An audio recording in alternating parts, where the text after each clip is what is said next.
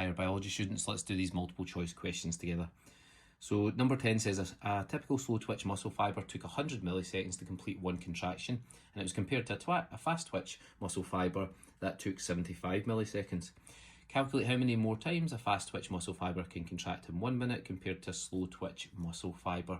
And it tells us 1000 milliseconds is equal to 1 second. So we're looking for the number of times it can contract in 1 minute, okay? So what we need to do first of all is work out how many milliseconds there are in 1 minute.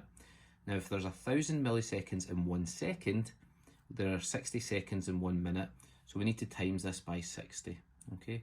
So there's going to be 60,000 milliseconds in 1 minute, okay?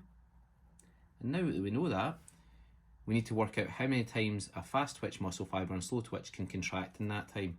So basically all we do for this is we say 60,000 and then we divide it by both of the contraction times. So 75 for the fast twitch muscle fibres, and that's going to be 800 times it can contract.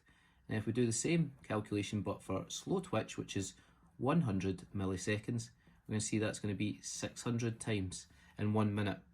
Okay, and we're simply going to take the difference in those two, 800 take away 600, the difference in the fast twitch and the slow twitch is going to be 200 contractions. Okay, so that's the difference between these two.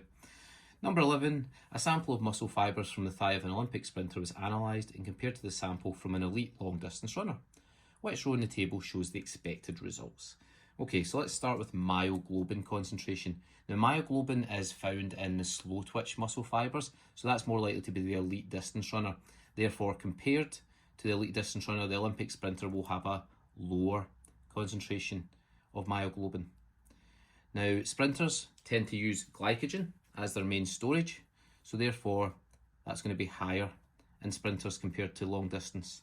And the number of mitochondria, well, they're not using aerobic respiration, the sprinters, they're using glycolysis, so the number of mitochondria is likely to be low, okay?